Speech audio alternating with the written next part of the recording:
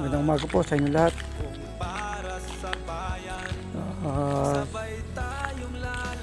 Tungkol sa West Philippine Sea, sa mga pinagagawa ng China niyan. Sa totoo lang, galit na galit ako sa China. So, nabalitaan kong ganyan, aagobiyado na tayo. Grabe.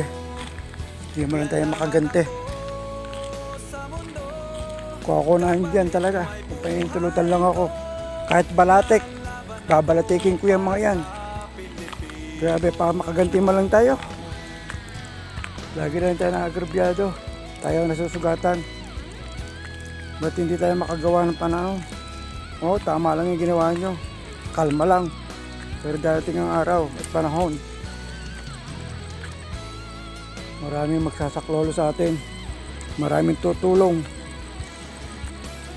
President BBM, ano po ang inyong plano? Ano po ang inyong hakbang? Sinasakop na po tayo.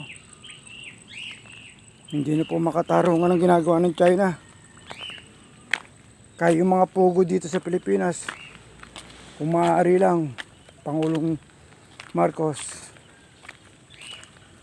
isarado nyo na, makaganti lang tayo. Pati yung embassy ng China, paalisin nyo na rito sa Pilipinas. Mga salot ang mga yan. Kaya kung wala kayong gagawing action ngayon at hindi kayo hihingi ng tulong sa US, sa ibang bansa na kaalyado natin, walang mangyayari sa atin. Unti-unti na tayong sasakupin ng China. Kung pwede lang ako magmura rito, nagmura na ako. Pero hindi ako tulad ng iba dyan na palamura. Ako isang ordinaryong mamamayan lang na nakikipagsimpansya kung ano nangyayari sa Pilipinas. Kaya yung mga kababayan ko na pro Marcos, magising na po kayo. At sa mga pro Duterte, kung maaari magkaisa tayo. Hindi tayo pwede mag-away-away. Iisang bansa tayo. Yun ang panawagan ko. Nakakapanggigil lang talaga. Kung alam nyo lang, pag napapanood kong balitang yan, gusto ko sumugod pero wala akong magawa.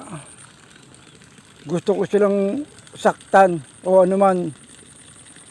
Pero wala rin akong magawa. Ay naku, ang hirap. Gitil na gitil ako. Kumukulo ang dugo ko sa mga China ngayon. Kaya kung ako nandyan talaga, kahit walang go signal o may signal o wala, talagang babalatikin ko sila. Tamaan na kung sino tatamaan.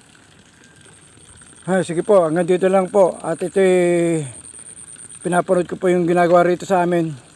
Sige po, salamat po. Magandang umaga po.